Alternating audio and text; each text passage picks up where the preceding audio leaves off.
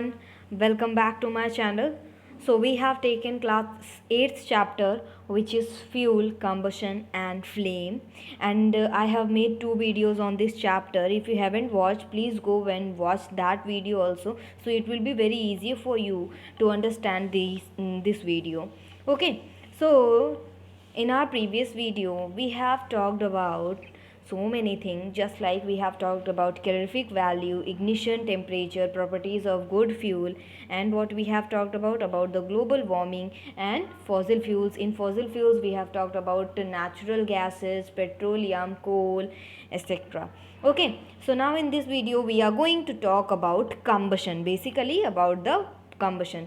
So before starting of the chapter I have told you what is combustion. ठीक है, तो उसी समय मैंने बताया था कि combustion है क्या. तो combustion क्या है कि burning of any substance, ठीक है, in the presence of oxygen, that is called as combustion. But there are some exception जो बिना ऑक्सीजन की प्रेजेंस के भी जल सकते हैं.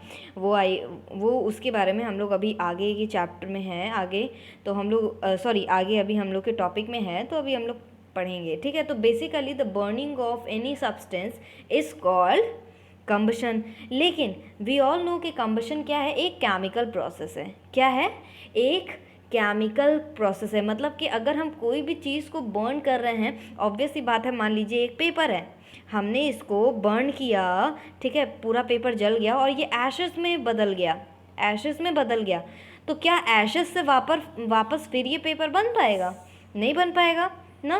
तो वही है कि ये एक ऐसा केमिकल चेंज है that take place in the presence of oxygen, in which both, जिसमें से हीट और लाइट प्रोड्यूस होती है एट द सेम टाइम, और जिसकी कंपोजिशन जो है सब्सटेंस की वो भी चेंज होती है.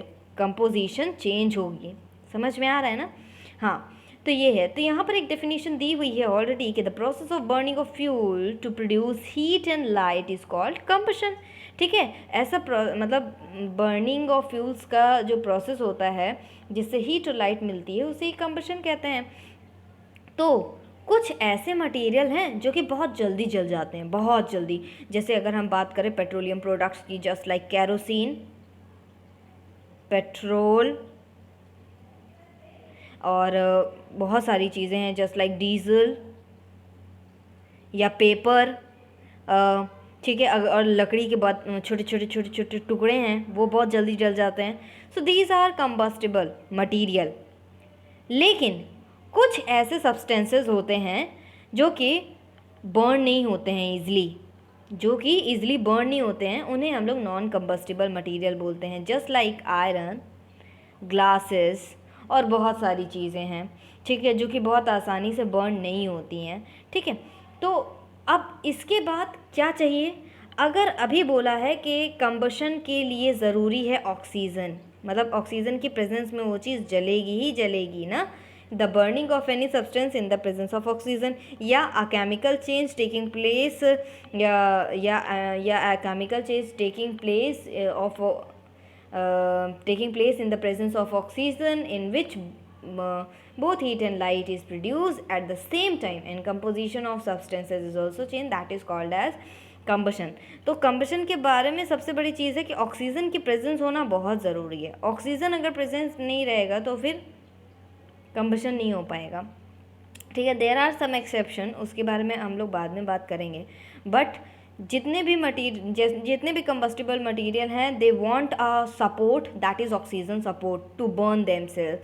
ठीक है, कंबशन के लिए उनको एक हेल्प की ज़रूरत पड़ेगी, दैट इज़ ऑक्सीजन.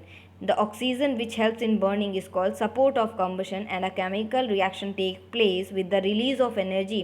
क्योंकि ऑब्वियस सी बात है कि अगर केमिकल रिएक्शन होगा तो उसमें से कोई ना कोई एनर्जी रिलीज़ होगी ही. ठीक है, तो वही चीज़ जो है कंबशन है. ठीक है, उसी के बारे में पूरा इलेबोरेट करके बताया गया है. अब यहाँ पर एक एक्सपेरिमेंट है कि आपको एक मैग्नीशियम रिबन लेनी है और टोंग से उसको पकड़ के एक ये आपका एक स्पिरिट लैम्प ली गई है, और इसको मैच स्टिक से स्पिरिट लैम्प जलाना है और टोंक से हमें रिबन को पकड़ के रखना है. थोड़ी देर बाद आप देखेंगे वो जलने लगेगा इन द सेंस कि थोड़ी सी क्रैकर्स जैसे आप जलाते हो ना, तो उस तरीके का इसमें से लाइट निकल के आता है. बहुत ही अच्छा लगता है. तो मतलब यही है कि combustion is a process of oxidation and produce heat and light, वही यहाँ पे बताया गया है। ठीक है, तो अब ये चीज़ है कि combustion can also take place in the absence of oxygen, वही चीज़ जो मैं अभी बता रही थी कि जो कम्बशन है can also take place in the absence of oxygen. अब जैसे कि एक एग्जाम्पल है, सोडियम को अगर क्लोरीन का एटमॉस्फेयर मिल जाएगा, मतलब क्लोरीन का एटमॉस्फेयर है तब भी सोडियम जल सकता है। ठीक है, तो sodium can burn in the atmosphere of chlorine. ठीक है, तो ये आपका so it is called non combustible substance. ठीक है, क्योंकि तब इसको क्या बोला जाएगा, नॉन कंबस्टिबल सब्सटेंस। जैसे ओके, अब but there are some combustible substances also just like paper, coal, hydrogen, LPG, CNG, petrol, kerosene etcetera, wood, paper, ये सारे कंबस्टिबल सब्सटेंसेस हैं जिनकी अभी हम लोगों ने बात की है। ठीक है, so now come to our next topic, that is types of combustion. Types of combustion क्या क्या हैं, कितने तरीके के टाइप होते हैं कंबशन के, तो बेसिकली 3 होते हैं। एक होता है पहला आपका रैपिड कंबशन का मतलब होता है कि एकदम से कोई चीज़ जल जाना, मतलब जैसे हमने मैचस्टिक से अपने गैस को जलाया और वो तुरंत जल जाता है, तो मतलब एकदम से जल जाता है, तो वो आपका हो जाएगा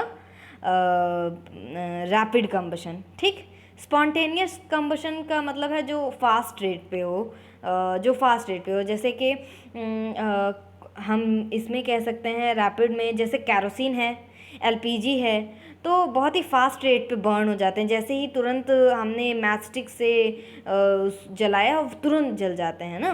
तो when material suddenly burst into flames without application of apparent cause, तो वो आपका स्पॉन्टेनियस हो जाता है।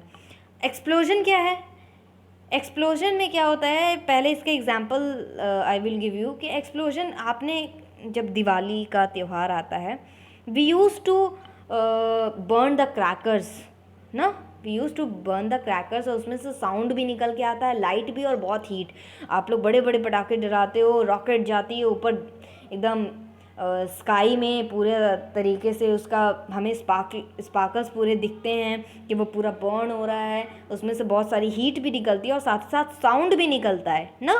तो जो आपके ये जो एक्सप्लोजिव होते हैं, ठीक है, एक्सप्लोजिव कंबशन जो है, इसमें क्या है, it is a combustion that occurs extremely fast, बहुत ज़्यादा फास्ट अकर करता है, and release heat, light and a loud sound, बहुत साउंड भी निकलता है। ठीक है, और ये क्या है, स्पॉन्टेनियस कंबशन,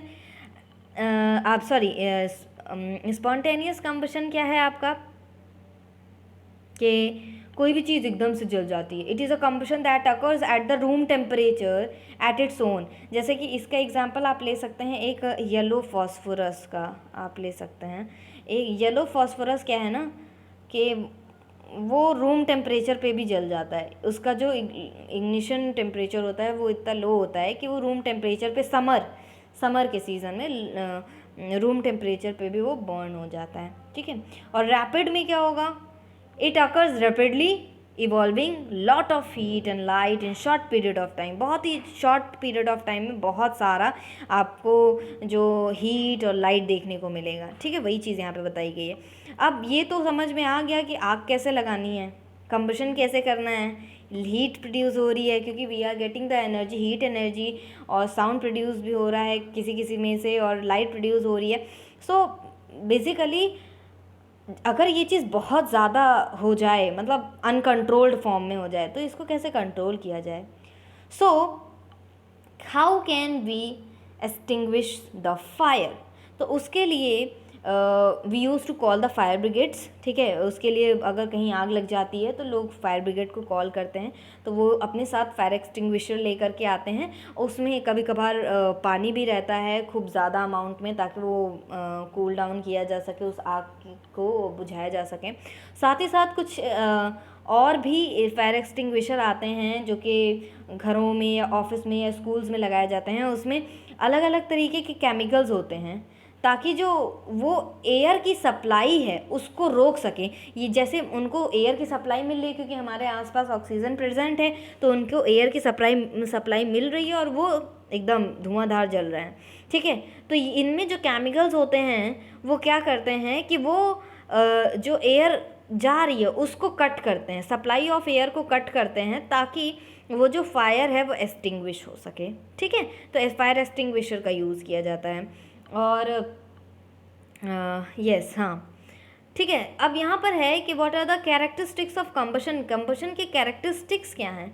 तो पहला कि combustion is a chemical reaction in which fuel reacts with oxygen to pair heat release and energy. Obvious सी बात है, उसमें से हीट निकलती है, मतलब कंबशन क्या है, एक केमिकल प्रोसेस है जिनमें जो क्या है, फ्यूल जो है वो ऑक्सीजन के साथ रिएक्ट करता है और उसमें से हमें हीट और एनर्जी मिलती है। ठीक है, जैसा कि अभी हम लोगों ने एक्टिविटी 1 में देखा, जो मैग्नीशियम रिबन हमने जलाई, उसमें से स्पार्कलिंग ऐसे करके, जैसे क्रैकर्स वगैरह नहीं जलते, उसी तरीके से थोड़ा सा उसका जो फायर रहता है वो इसी तरीके से दिखता है। ठीक है, हम लोग तो उसमें ये पता चला कि ऑक्सीजन के साथ जब को फ्यूल रिएक्ट करता है तो उसमें से हीट रिलीज़ होती है और एनर्जी रिलीज़ होती है। ठीक है, और लाइट भी होती है। ओके, नेक्स्ट थिंग ये कि एक स्मॉल पीस जो होगा कंबस्टिबल मटेरियल का वो काफ़ी जल्दी फायर कैच कर लेगा in compare to large pieces. अब मान लीजिए ये पेपर का बंच है पूरा, कम से कम 100 पेजेस हैं, 100 पेजेस हैं। ठीक है, और यहाँ पर 1 पेजेस हैं। ठीक है, यहाँ पर 1 पेज है। आप इसको बर्न कीजिए और आप इनको बर्न कीजिए, कौन सा फास्ट जलेगा? ऑब्वियस सी बात है कि ये वाला फास्ट जलेगा। ठीक है, तो वही चीज़ बताई गई है कि जो स्मॉलर पीस है कंबस्टिबल मटेरियल का वो काफ़ी जल्दी कैच कर लेता है फायर को as compare to large piece, because of the large surface area, because large surface area is proportional to the mass. Okay, वही चीज़ यहाँ पर एक्टिविटी 2 में बताई गई है कि स्मॉल वुड के स्प्लिंटर्स हैं वो काफ़ी जल्दी जल जा रहे हैं एज़ कम्पेयर टू दिस बड़ा वाला वुड। ओके, नाउ अब कौन कौन सी कंडीशन नेसेसरी है, कौन कौन सी कंडीशन रिक्वायर्ड है फॉर द कंबशन, कंबशन के लिए कौन कौन से कंडीशंस रिक्वायर्ड हैं। तो पहला, कंबस्टिबल सब्सटेंस। ठीक है, कंबस्टिबल सब्सटेंस होना चाहिए पहली बात तो। ठीक है, नॉन कंबस्टिबल सब्सटेंस नहीं होना चाहिए, कंबस्टिबल सब्सटेंस होना चाहिए। पहली चीज़ कि एयर होनी चाहिए। ठीक है, कंबस्टिबल सब्सटेंस तो होना ही चाहिए, बट पहली चीज़ क्या होनी चाहिए, एयर की प्रेजेंस भी ज़रूरी है। जैसे कि यहाँ पर एक कैंडल दिखाई गई है, ये यहाँ पर इसके ऊपर कोई चीज़ कवर अप करके नहीं रखी गई है। आप देख रहे होंगे कि ये कॉन्टीन्यूअस ब्लो कर रही है। ठीक है, कॉन्टीन्यूअस इसका जल रही है ना। और यहाँ पर देखिए, यहाँ पर जो रखी हुई है कैंडल वो बुझ गई है। ठीक है, वो ब्लो नहीं कर रही है क्योंकि इसके ऊपर एक जार रख दिया गया है। तो जब तक इसके अंदर ऑक्सीजन रही होगी इस जार के अंदर तब तक तो वो जला होगा, लेकिन कुछ समय बाद ये बुझ गई होगी। क्यों? क्योंकि इनमें कार्बन डाइऑक्साइड की जो क्वांटिटी है वो ज़्यादा हो गई होगी एज़ कम्पेयर टू O2, मतलब ऑक्सीजन की कंपैरिजन में, इसीलिए ये जो है वो बुझ गई। समझ में आ रहा है ना? ठीक है, अब तो इसका मतलब यही हुआ, this happens because air is no available for combustion. Next thing कि ignition temperature is the temperature at which particular substance burn in the presence of air. Ignition temperature का भी होना ज़रूरी है, बिकॉज इग्निशन टेम्परेचर क्या है कि ये एक ऐसा लोवेस्ट टेम्परेचर है जिस पे जो सब्सटेंस है वो फायर को कैच करते हैं इन द प्रेजेंस ऑफ ऑक्सीजन। तो इग्निशन टेम्परेचर का होना ज़रूरी है। ओके, नेक्स्ट थिंग कि अगर किसी का जैसे कंबशन जो हैं वो विदाउट हीटिंग भी अगर कर जाते हैं, मतलब विदाउट हीटिंग भी कंबशन हो जाता है अगर इग्निशन टेम्परेचर जो है वो मतलब कि रूम टेम्परेचर से भी कम है। अभी जो येलो फॉस्फोरस की बात की थी ना मैंने, येलो फॉस्फोरस जो है वो अगर आप रूम टेम्परेचर पे ले आइए उसमें समर में, तो वो अपने आप मतलब कि कंबशन हो जाएगा उसमें। ठीक है, तो वही चीज़ है, and this is called spontaneous combustion, जो स्पॉन्टेनियस में अभी बताया था। ठीक है, if the combustion takes place very slow and at low temperature, बहुत स्लो और लो टेम्परेचर पे ले रहा है तो उसे हम लोग स्लो कंबशन बोलते हैं। जैसे respiration is also a special combustion reaction जो कि हमारी बॉडी टेम्परेचर पे होता है या हमारी बॉडी में हो रहा है। ठीक है, तो respiration is a special combustion reaction at body temperature. कैसे कि हम लोग फूड खाते हैं, फिर उसके बाद धीरे धीरे वो डाइजेस्ट होता है and we are taking oxygen also, then it मतलब हम उसमें से क्या निकल के आता है, we exhale carbon dioxide. And जो मेन चीज़ है कि जब whenever we take food and we are breathing oxygen, then carbon dioxide, water and energy is released. तो इसका मतलब है this is very slow type of combustion, ठीक है, at a very low temperature. Okay, तो यहाँ पर वही बताया गया है स्लो और स्पॉन्टेनियस कंबशन और स्लो कंबशन से रिलेटेड, वही येलो फॉस्फोरस से रिलेटेड यहाँ पर एक जो एक्टिविटी है वो दिखाई गई है। आप इसको पढ़ लेंगे तो आपको ये पूरी तरीके से समझ में आ जाएगी।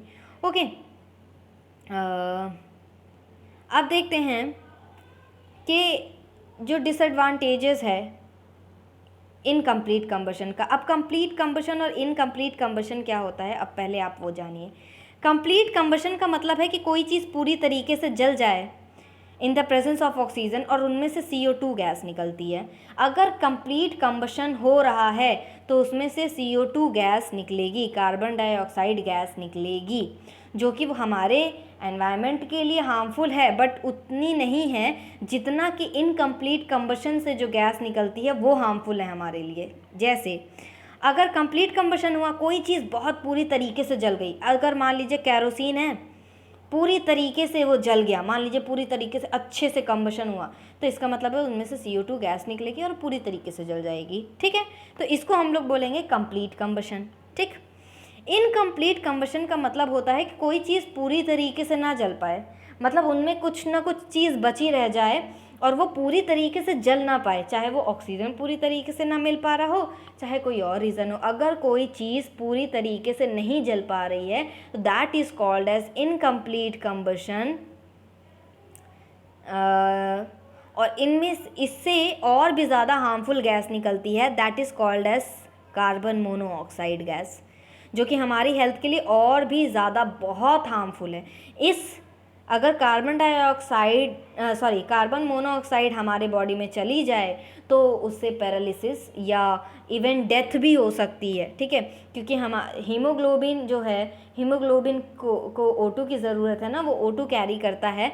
तो ये जो है ना CO मतलब कार्बन मोनोऑक्साइड, वो और ज़्यादा रिएक्टेबल गैस है। तो अगर हीमोग्लोबिन को ये मिल जाएगा, ये गैस मिल जाएगी, तो ये बहुत ज़्यादा रिएक्टिव है। तो इस जो हमारे सेल्स को जो हीमोग्लोबिन क्या करता है ना, हमारे सारे सेल्स को ऑक्सीजन प्रोवाइड करता है, लेकिन अगर कार्बन मोनोऑक्साइड अगर गैस आ जाएगी तो वो उसके साथ रिएक्ट कर जाएगा और हमारी सेल्स तक कार्बन मोनोऑक्साइड गैस पहुंचेंगी, जो कि हमारे सेल्स को नहीं चाहिए। तो उससे क्या है कि बहुत सारी डिजीजेस हो सकती है। सिंपल सी बात आपको ये याद रखना है कि अगर कार्बन मोनोऑक्साइड गैस हमें मिलती है तो हमें उससे बहुत ज़्यादा नुकसान हार्म हो सकता है as compare to CO2।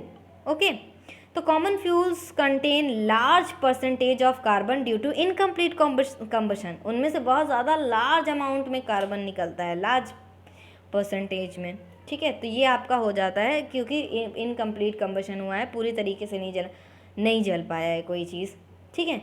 During incomplete combustion the unburned carbon passes into atmosphere in the form of suit.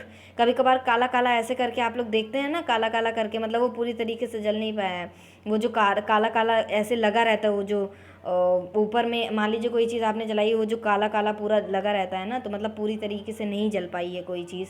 तो वो जो सूट रहता है ऊपर ब्लैक कलर का, तो इससे एटमॉस्फेयर जो है वो बहुत ज़्यादा पॉल्यूट होता है और वही हम इनहेल करते हैं और हमें उसका नुकसान देखने को मिलता है, ठीक है। तो जो अनबर्न्ड कार्बन पार्टिकल्स होते हैं वो that passes to the atmosphere in the form of soot. Okay, during the incomplete combustion carbon monoxide और सल्फर डाइऑक्साइड गैसेस आप कह सकते हैं ये फॉर्म होती हैं, जो कि हाईली पॉइजनस हैं ह्यूमन बॉडी के लिए, ठीक है। तो all these are disadvantages of the incomplete combustion। तो ध्यान रखना है कि पूरा combustion हो, ठीक है। कभी कभार कोई चीज़ अगर नहीं जलती है पूरी तरीके से अच्छे से, तो उसमें से कार्बन मोनोऑक्साइड और मतलब कि उसमें फिर इनकम्प्लीट कंबशन हो रहा है और उसमें कार्बन मोनोऑक्साइड और सल्फर डाइऑक्साइड गैस निकल रही है, which is harmful for us. Okay, So in this video we will read till here, and in the next video we will talk about the history of candles and about the zones of candles. Okay, so see you in the next video. Please don't forget to like, subscribe and share with your friends. Thank you.